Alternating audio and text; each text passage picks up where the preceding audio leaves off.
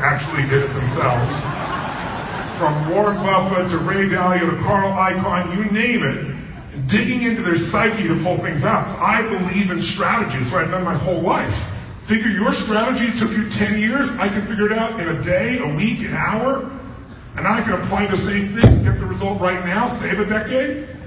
And yet I'm still telling you 80% is psychology. Now don't get me wrong, psychology without strategy, you're gonna be all pumped up and around like a chicken with your head cut off. But if you have the right psychology, you can get the strategy. Who's with me on this? Say aye. Aye. How many of you already know enough strategies to succeed at a much higher level than you are, but you're not implementing them all? Let me see your hand. Say aye. Aye. If you don't raise your hand, you lie about other shit too, don't you? Right? We've all done it. Why? Because our psychology gets in the way. In fact, jot this down if you would. The chokehold on the growth of any business, the real chokehold on the growth of any business, is the psychology and the skills of the leader, of the owner or the leader. The chokehold on the growth of any business is always a psychology or skills of the owner or the leader. So, for example, if you're not where you want to be, it's because there's a tightness inside you, a tension inside you, a fear inside you. When that fear is gone and there's nothing but pure passion and intensity, you can work 18, 19, 20 hours and you find the strategy and you implement it, and you don't have the money, but you get someone to partner with you get someone to loan you their time, you hire somebody for a few hours so it's not just you, which is what some of you are still doing. And the very beginning of my business, I'm so old enough, you can picture this, I go catch the commercial plane. So what I do, I go drop off my cleaning and pick up my cleaning. I was spending my time doing this bullshit that I should have been spending my time on my business. And so gradually I said, I'm going to get an assistant, I can't afford one, so I'm just going to hire somebody 4 hours a week. But these are the things that have to be done for you to grow, because you can't do it by yourself. And you have to let people do shit even though they're not as good as you. Because in the beginning, your next problem is, the best employee you have is whom? There's the humility in the room, of course. Us. But it's probably accurate, because in the beginning of a business, you've got the most skill, that's why you started the business, right? And you're cheap, you pay yourself next to nothing, but you couldn't hire somebody with your skill for that amount of money. So now the people you can afford don't have your level of skill. Who can relate to this? You see your hands, right? But what you need to do regardless is get started with somebody, because you need those additional legs, arms, capacities to really make this work.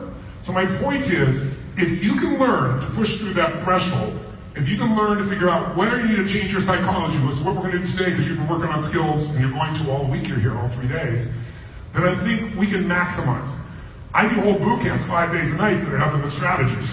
Every little detail, from how do you manage the financials to what do you do to market or to make your sales team stronger. I mean, I know all those things. But here, Russell really wants me to work on your psychology, because I know he's going to deliver for you on everything else.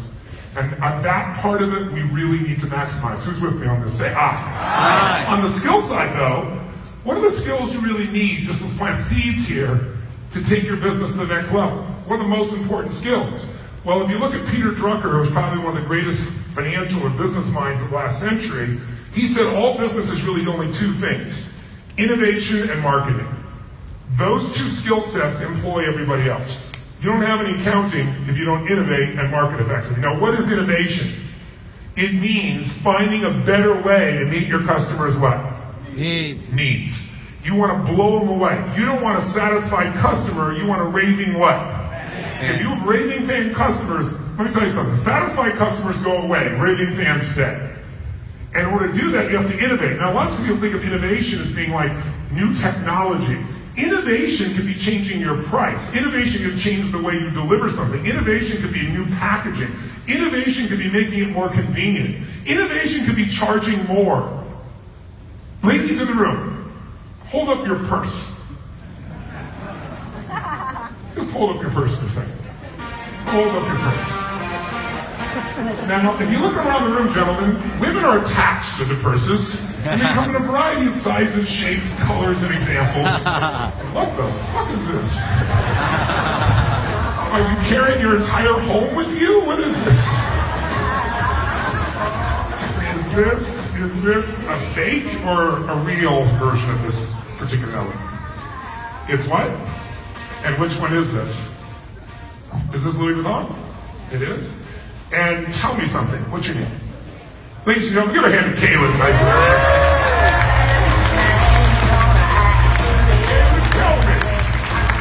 Tell me something. Why did you buy this purse? Where did you buy it, first of all? Louis Vuitton. Of course we go. Where else do you buy a Louis Vuitton purse? Save on? eBay. See the look on her face? Louis Vuitton. And why this particular purse, backpack, heavy thing? It was on my vision board. It was on your vision board. So she visualized this. She thought about it. She put energy into it. And what did you pay for this purse, if I may ask? $2,400. $2,400 for a backpack. Okay?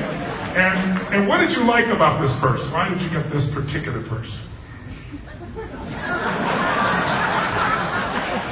Because I really like backpacks. Because you really like backpacks. Okay, who else has a backpack as a purse? Raise your hand up here. Perfect. Let me have that blue one. Oh yeah, no, let's give me that black one too. Give me both of them. Give him a hand, ladies and gentlemen. Give him a hand.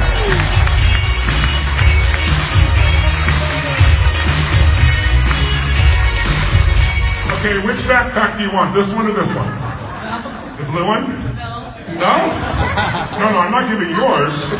Here, here's a nice backpack. Do you prefer that one or this one? That one. Okay, give me the other one back. That one's like has a name on it. This one at least has a name on it. Fuck. You know how important that is. Okay, so that's your purse. Ma'am, your lucky day. Look at this. Amazing shit. Look at this. This is all yours. Okay? Now, let me ask you a question. Where did you find the purse that she now owns? You got that at QuickFones? Yeah. That purse came at QuickFones? Yeah. Very impressive. And what'd you pay for it? You won it.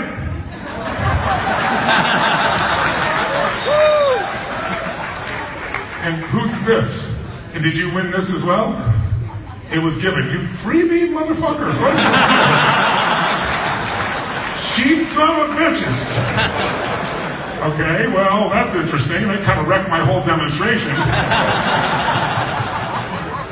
What, do you have another purse besides that one that's no longer yours? Well, what does that purse look like? You think so? Very plain, actually. Very plain. Yes, that's what I thought. Okay, good. And where did you find that little plain purse of yours? It was a gift.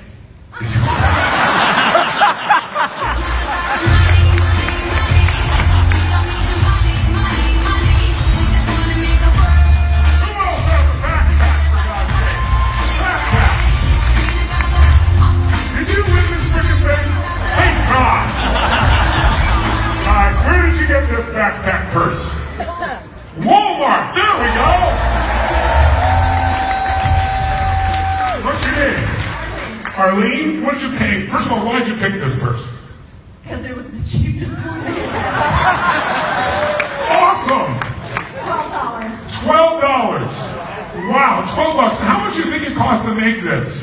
$2. $2. That's wow. You really got a pretty active piece. I think about $1.25 to $2. You're that right for this. Okay, cool. And you picked it because it was cheap. Yeah. Yes. Because I use them a lot. They get beat up when I'm traveling and Yes. throwing shit around all over the place. Yes. $12 is all I want to spend. Now, look at her face. $12 I want to spend. I'm almost a little pissy about it. You see that? Now, what kind of person are you? I'm kind of a what? Adventurous. Adventurous person. What else are you? Determined. Dude, yeah, I can see that in the face. Sure. Nobody fucks with her, I'll tell you that. Her kid's like, this is what other kind of person are you besides determined and adventurous? Enthusiastic. Enthusiastic. And give me one more term for who you are. Resolved. Resolved. Are you conservative or aggressive in financial terms? Aggressive financially. Aggressive. And how do you define that so I know? I lose a lot of money.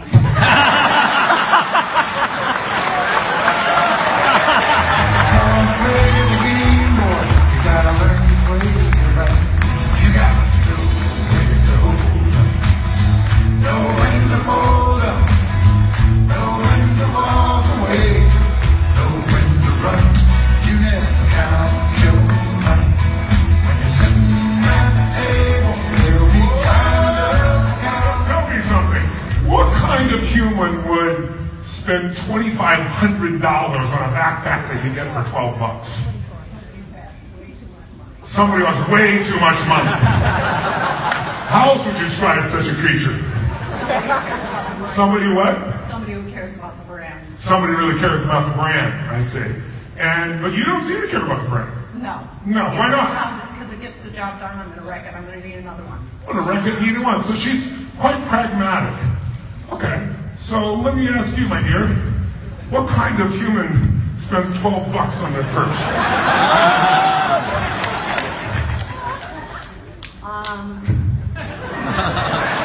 Stand up. Look back at that woman. I think she's a great woman, though. Yeah, I know, because that's what girls do. You have a nice ass. No, you have a nice ass. No, you have a nice ass. The guy, you see a guy going, how do my ass look at these pants? Oh, just beautiful. What kind of person, don't look at her, look at me. What kind of person buys a $12 purse? A cheap person. She says you're cheap. What's that? I couldn't hear you. I'm going to kick her ass. Wow. You got a Hillary supporter and a Trump supporter going right about now. Who did you vote for? Hillary Clinton. Who did you vote for? Trump!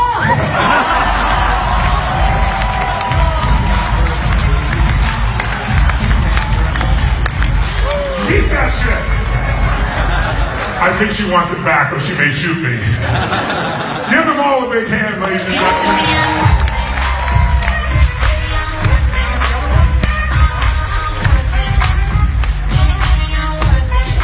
Now, by the way, here's my question.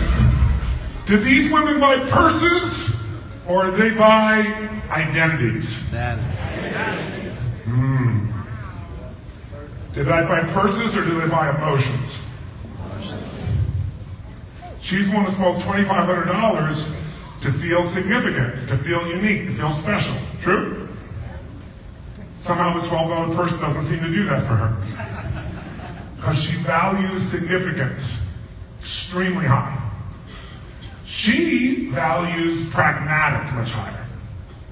She's happy to spend 12 bucks. My purse doesn't represent who I am. Unless it does, in which case I'm pragmatic and practical, get shit done. And I waste my money like that crazy bitch over there. She goes, she's a cheap bitch. And then you start to see why, now you see why Trump and Clinton supporters love each other so much. By the way, do they both love their children? Yes. Do they love their Absolutely. husbands and boyfriends? Do they both want the best in their life? Absolutely. Do they have all the same needs? Yes. Yes, but they value certain things differently. Yep. And you have to understand what needs are being met. Because if you understand the needs of human beings and you meet them right, you will have a raving family. So I wasn't planning on doing this. I have a format I'm always going to change and do, and I customize it, and then I stand up and walk in the room and the whole freaking thing changes. So this was not what I planned, but let's go ahead and do it now. There are 6 needs that if you're going to be really effective in getting someone to ongoingly purchase your product or service, let me explain what they are real fast. And let me explain what you want to be looking for. So 6 needs. These needs are not desires, they're not goals. You're born with them. All human beings have the same 6 needs, but we make different decisions because we don't value all 6 needs at the same level. Does that make sense? Yeah. So if you're more security-driven, certainty-driven, you're going to make decisions and go in a different direction than if you're more variety and venture-driven, you're going to head in a different direction. And by the way, your direction determines your ultimate destination or destiny. Once I know what you value most, I know the direction you're going. Out of these 6 needs, the top 2 control your whole life because you put so much energy into them and they determine your direction. And once you know what they are, if you're selling to a customer, you can make something irresistible. If you don't know what they are, then you're just trying to do everything all the time, and that gets really old and you'll get really exhausted. So what are they real fast? If you want to jot them down, number 1 is the need for certainty. Certainty. Certainty is a need, it's really a survival instinct because the goal is to have certainty that you can have comfort and not have pain. Why is it important to have comfort and not pain? Well, continuous pain equals continuous damage. Continuous damage equals eventually what? Death.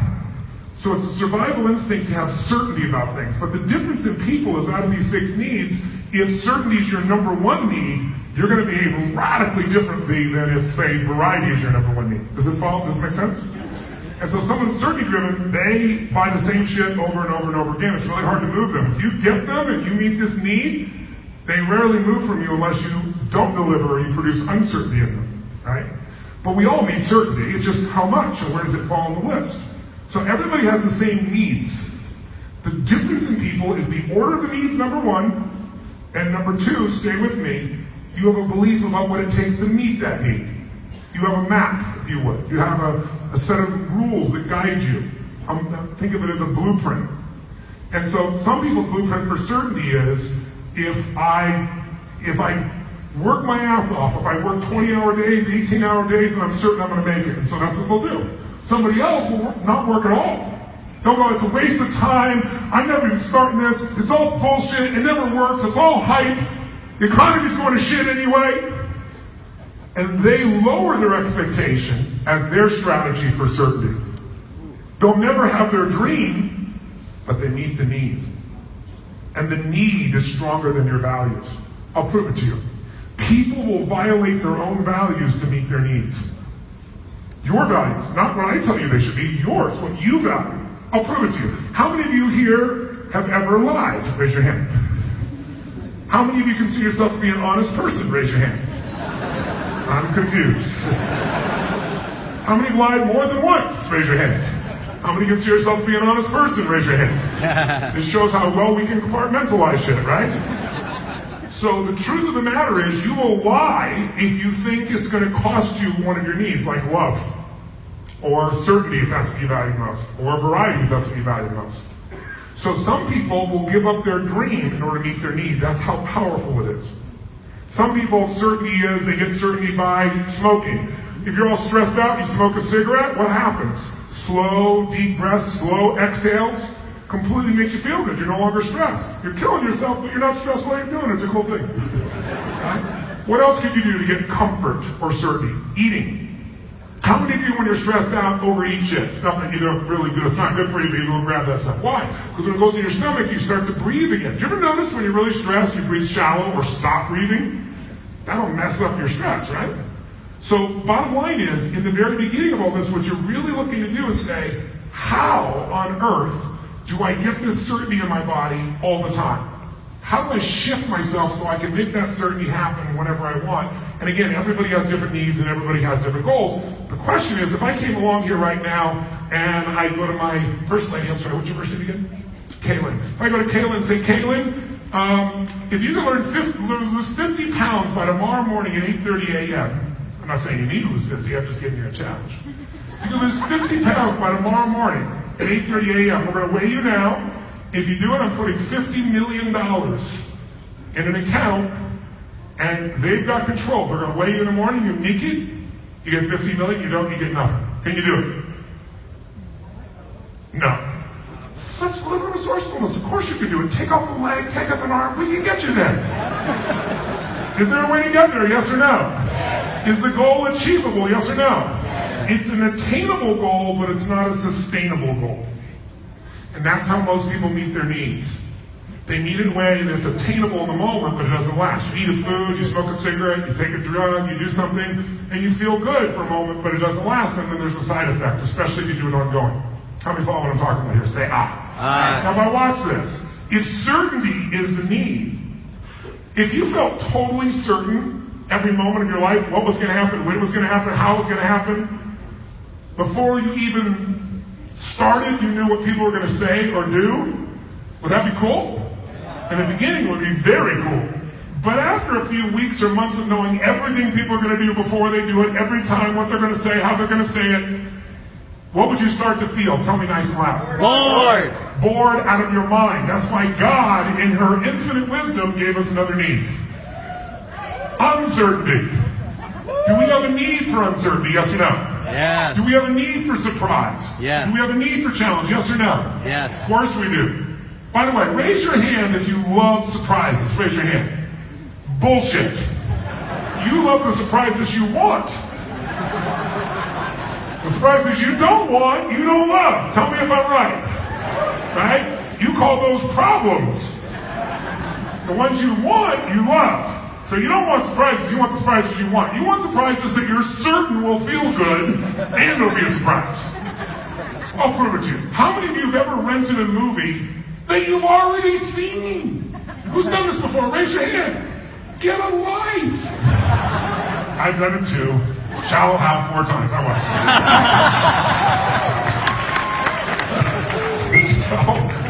But why would you watch a video you've already seen? Because you're certain it's good. So you met that need, and you're hoping it's been long enough, you forgot enough shit, there'll be some variety. Who knows what I'm talking about here, right? You can get variety by a conversation, you can get variety by setting a new goal, you can get variety by taking on a big problem or a challenge. There's unlimited ways to get variety. The question is, are you going to get it in a positive way, a neutral way, or a negative way? You get variety by dropping a drug in your body, it'll work, but there's a consequence, right? And you're probably certain it's going to work, so it'll meet 2 needs. Anytime your product or service meets 1 need, there's some interest. 2 needs, strong interest. Whenever something meets 3 needs, the person will become addicted to your product or service, which is why you should know what are their most important needs and show them how to meet them. When you do that, the game is over. So there's certainty, and what's the other one? Uncertainty. Uncertainty. By the way, you see how those are polar opposites? If you're totally uncertain, you probably freak out. If you're totally certain, you're bored out of your mind. Is the goal to be the lukewarm middle? No. The goal is to figure out what need is needed right now and meet it. How many follow this? Say aye. Aye. 3rd need, real fast. Are you with me? Yes. Significance. The need to feel significant. The need to feel unique, special. Do something that makes you stand out different than everybody else in the world. Something like this. It's very, very important. So, very important. Some people do it with hats. Some people do it with tattoos and locations we don't even really want to discuss right now, do we? I can see that. Okay. X-ray vision, it's an amazing thing, right? Some people do it by over-accomplishing so much. Some people do it by knowing box scores better than anybody else in a particular sport. Some people do it by having a big-ass problem. Because there's only 2 ways to be significant.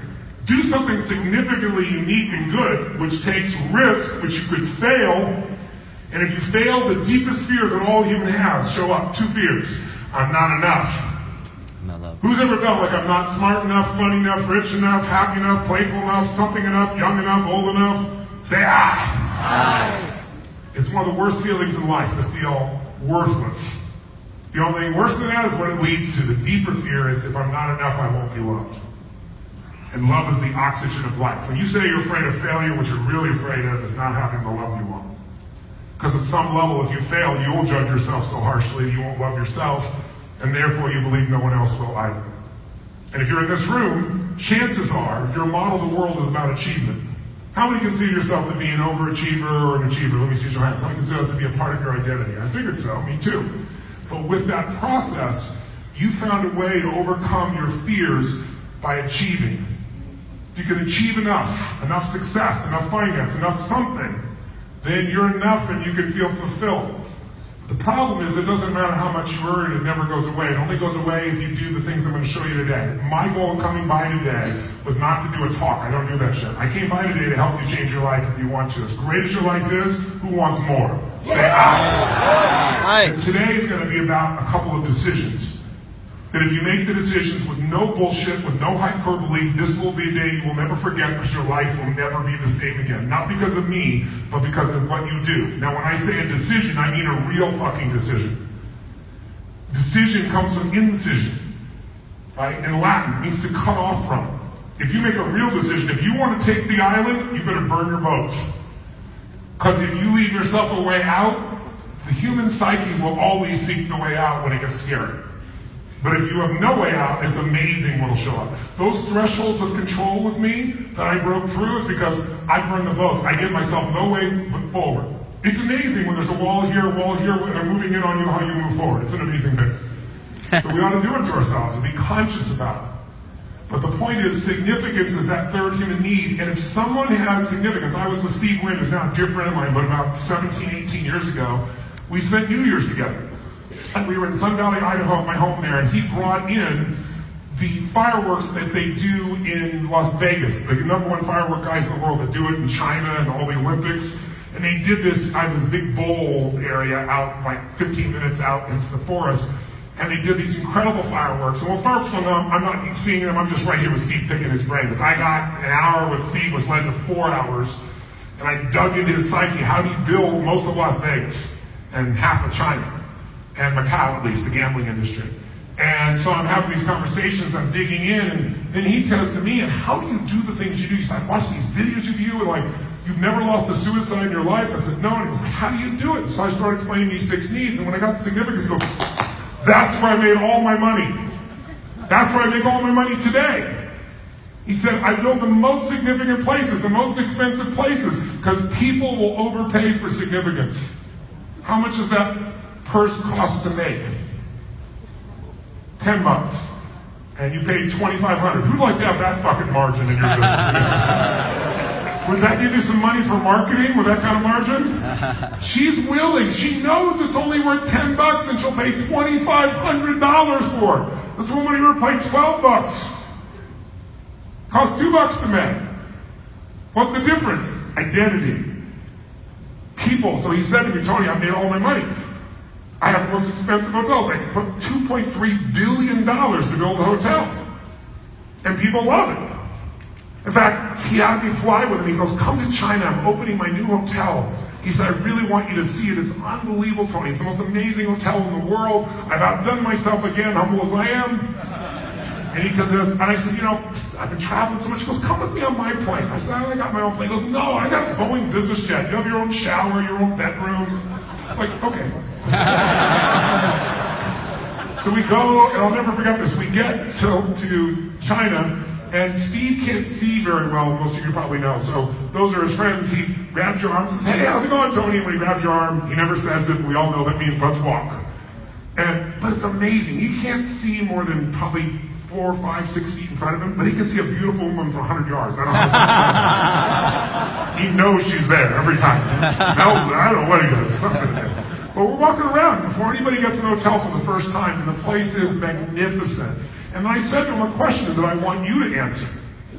I said, in every business, 20% of your customers produce 80% of your profit. Who are yours? He goes, Tony, I'm ready for this test. You know I'm ready for this test. He goes, it's better than that. Out of the millions of people that go to my resorts all around the world each year, I make 90% of my money from 50,000 people out of millions that go every year. 50,000 big whales, and they all play one particular gambling sport, baccarat. And the reason is it has the best odds. The house still has a slight advantage, but they all play because it's the closest to being able to beat the house. But he goes, Tony, they're so dumb. He says, because we have a slight advantage, but every time you play, that advantage multiplies. So he said, I have people I pay $5 to $10 million a year, and their job is to say the word yes to whatever these people want and deliver it. And keep them gambling all weekend long. And you can make $1 million in a weekend or lose 4 or 5 million playing this game. So when the doors open, I see these people run in, they're smiling, and I'm just taking in, along with him, the impact of what he's built. It's so beautiful. And then he goes, come with me. And he shows me these suites where they built entire suites that are casino in the suite, so you don't have to go with a riffraff down below if you want. And in China, people gamble an average of 5 times more per hand than Americans do. And you got 1.2 billion Chinese right around the corner from Macau, where he is there. So his business has gone crazy. So he takes me out and goes, I want to see let's go. The place has only been open for like 15 minutes. I said, I want to go see the baccarat players. So we stand in the back, we watch, and I watch this man lose $10 million in 15 minutes. Wow. $10 million in 15 minutes. And I'm ready to throw up. Like, I couldn't be a casino and I'd be like, here's your money back. I hate you feeling this way. Steve's just like, he loves this shit. I'm ready to throw up for the poor guy. I'm like, this guy lost $10 million. Give him the money back. Come on. You know, it's like, no, I keep this shit. That's how I succeed. And so I'm watching this thing, and all of a sudden, the man loses the $10 million, stands up to stretch, he turns back, and he sees us standing there. He goes, oh my God, can I have a picture? He says this to me, so, you know, I hear this all over the world. So I say, sure, and I come stand beside him, and he hands me the camera. He goes, not with you, with Mr. Wynn. So I'm clicking pictures of me hugging Mr. Wynn, who just took $10 million from me hugging the motherfucker. What the hell? That's not an for Steve Wynn. This man knows how to market.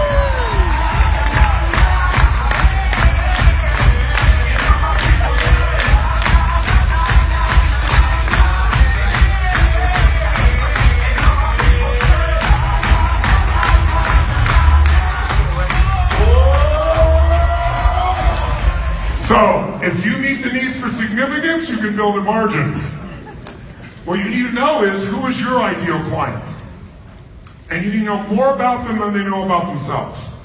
If you know more about them, their needs, their wants, their desires, their fears, I always said, life is the dance between what you desire most and what you fear most. That's where people live their lives. In between what they desire most and what they fear most. That space in between. But if you meet the need for significance, there's no limit to the economics. And by the way, raising your price is the fastest way to move this audience.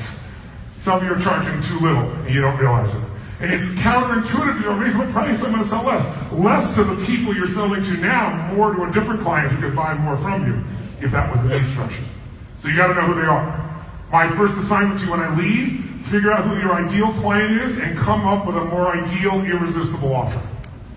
If you do those two things alone, you'll change your business. I always tell people, change your offer, change your life. Change your offer, change your business. But it's got to be an irresistible offer.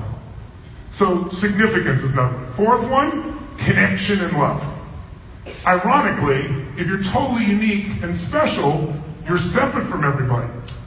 So many celebrities that I've dealt with over the years who've won their Oscars, their Emmys, you know, the Grammys, all the things they've done, some of those famous people in the world, I come to them and they're miserable.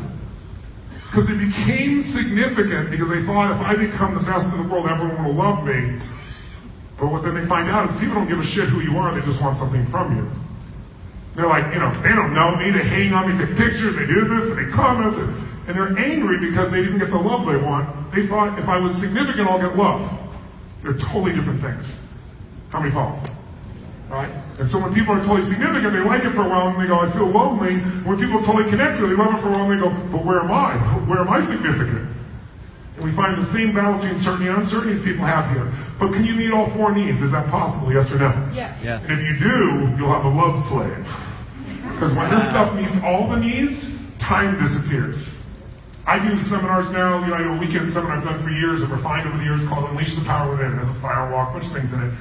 But it's 50 hours. That's my base program. So I'm a bit challenged here with 3. But I don't do it because I want to speak. I do it because we put people in immersion until they do it so often that it becomes a part of them. It's not just a thought or an intellect. But think about it. Most people won't go to a 3-hour movie. Someone spent $300 million to make it. I'll take them for 50 hours, and they can leave with their feet in any moment and get a refund, and nobody does. It's because time disappears when you feel that sense of connection.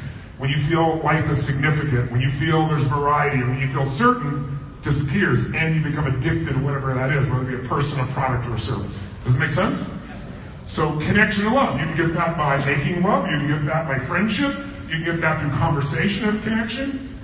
You can do it, get a dog. If no one else likes you, buy a dog. You'll still have love in your life. Right? Don't buy a cat. They're independent, leave and shit. Dogs, you leave for 2 minutes, like you've been gone for 6 months when you come back, right? They're so excited, aren't they? Right? There's a million ways to get connection. Neutral ways, negative ways, positive ways. How do you do it? And does your product create that connection? Now, connection is the number one thing for a person. They'll buy from you over friendship. Even if you have a shitty product. If you have a strong enough relationship, they'll buy from you. Someone significance driven, they don't give a fuck about you. They care about who? Themselves. And you got to show them what's in it for them. It has nothing to do with you. Somebody certain driven, you got to show the consistency that makes it happen. Somebody variety driven, you got to knock their socks off and surprise them. How many follow these things so far? Say aye. But if you do at least 3, the person will become addicted. I'll prove it to you. Problems are the biggest addiction, more than alcohol, drugs, anything else. Because when we have a problem, we can show people why we're not where we want to be. It's not me. It's not that I'm worthless. It's not that I'm not worth loving. It's I got this big-ass problem. And when you hear people, ever seen people argue over problems, you think he's an asshole? Let me tell you about my husband. Who's ever seen people arguing over there? Whose world is worse? Raise your hand. What are they arguing over? Significance. Right? That's what we're talking about. So these first four needs, nice and loud, what are they? Certainty. What's number two? Uncertainty. What's number three? Significance. What's number four? Connection. Those first four, everyone finds a way to meet. Even if you got to lie to yourself or 20-hour days, you're going to get some certainty. You're going to find a way to get variety. But sustaining that at a high level requires you to grow, which is the fifth need. The fifth and sixth needs are spiritual needs. They're not religious, but they're spiritual. In order to be happy, you've got to grow. All of us either grow or we die. There's no in between. If your relationship's not growing, I got news for you, it's dying. There's no such thing as a business not growing and not dying. If your business is not growing, it's dying. There's no plateaus. You're going up or you're going down. Who's with me on this? Say aye. Aye. So we all need this experience of growth to feel alive, and then finally we grow so we have something to give. So the sixth one is contribution. And by the way, are there people that value contribution more than anything else on the list here? Yes or no? Yes. Yes, and if you want to sell them Tom's shoes. Sell them how they're not just benefiting themselves, but they'll also benefit someone else, and that person will fly like crazy. The secret is to know who is your ideal client, and how do you do an irresistible offer that meets the needs better than anyone else in the marketplace. Because when you do that, you'll own them. When people go to my events, and you'll see even this tiny little event today, I can promise you at the end of the night, if you're here and participating, you're not going to be saying, oh, that was really a good seminar. If it was good, I'd go kill myself. It has to be great. What will make it great is the ability to meet needs at all those levels. Now, when I do it for 4 days, there's zero question. People don't come out when that was good. They come out, and if you meet them, they'll tell you it was one of the greatest experiences of my life. Who's met someone who's been one? That's true. Right? And by the way, that's the greatest marketing you can do, not some ad you come up with. Yeah. What you want to do is meet people's needs better than anyone on earth, and you won't have to worry about anything else. In the world we live in today, because of social media, by the way, good news travels fast and bad news travels faster. And there's plenty of lies about anything on the web, but what's so cool is if you keep adding unbelievable value, if you do more for others than anybody else, on the web, when all the lies come out, all your clients will decimate those people. You don't ever have to say a word. That's the power. You have nothing to worry about if you do that adding value. Who's with me here? Say aye. So what are the 6 needs real fast? Number 1 is? Certainty. Number 2 is? Number 3 is? Number 4 is? Number 5 is? Number 6 is? Contribution. Now here's a question. Which one of these 6 have you valued the most in the way you lived your life up until now? Not which one of these 6 do you value most. I'm sure you all value love the most, or probably real close. But I'm asking the way you live operationally. So you might, Mandy, have love as your number 1 piece, but certainty, right, or significance, or variety, or growth is the way she thinks she gets the love. She wants certain love, or she wants significant love. But the problem is you've got a plan now to be significant, and it takes you in the opposite direction of the love that you want. How many follow this? Or you want certain love. Certain love is dead love. Certain love is what you have for your children. It's beautiful, but it's not intimate. Right? What's the difference between a friend and a lover? Uncertainty. Intimacy. Right? So intimacy can only happen if those needs are met at a deeper level. That's what this is about. So certainty, uncertainty, variety. Third one, what's it real quick? Significance. Fourth one? Connection and love. By the way, most people settle for connection because love is too scary. They loved, it ended, they felt pain, they think the love was a problem, so they settle for the crumbs of connection. But if you can meet connection or even love, if you can fall in love, write this down if you would. Here's your goal. Do not fall in love with your product or service. Do not fall in love with your product or service. It is the number 1 mistake in business. Fall in love with your ideal client. Because you fall in love with your ideal client, what's going to happen to your product or service as time goes by in the world we live in today? What's going to happen? That's right. People are going to copy it, and that's what you're teaching everybody here to do. Copy people's shit, duplicate it. The nicer word is hack it. It's called steal the shit, that's what it's called. Or the nice word I would use is model it. But because everybody's modeling everybody else, the lifespan of a product or a service shrinks very fast today, and it can be disrupted how fast? Like that, from technology, new competition, anything of that nature, change in society. So you and I got to constantly fall in love with our ideal clients, not our product and service, so we can constantly change that. That's how you win. Because technology can change your business overnight. Does anybody remember buying or having a TomTom, one of the first portable maps that we had. You could put it on top of your, your, what do you call it, your dash in your car. Who knows what I'm talking about, the TomTom? And it cost how much, do you remember? 99 bucks, 100 bucks, exactly right. And it was a breakthrough. You could drive your car, and this bitch told you where to go. You make her sound English and shit if you wanted to. It was like the greatest breakthrough. And then what happened? What happened to Garmin that had TomTom? That's right. Some bastard put this on your iPhone for how much? Free! That will fuck with your business plan when someone gives away your product for free. I'm not talking about the free zone, the free line, all that shit. I'm talking about giving away everything you got. What do you do when that happens? You better be in love with your customer, which, by the way, Garmin is still here because they are. And they got into the golf tools and all these other things to use the technology on, or they'd be gone. So you got to think differently.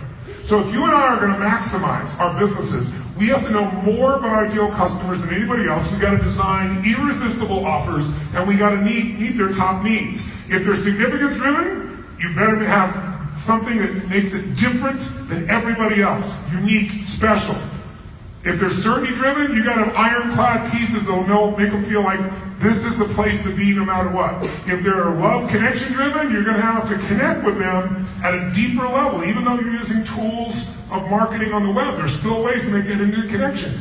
Russell does that. How many feel like before you got here, you knew Russell in some way from watching videos or things of that nature? How many felt that way about me before I got up here? I'm curious, right? So we're using tools to make those connections that will give you that intimate connection, even though we're not there in person, and you all can do this. You want to meet each of these needs.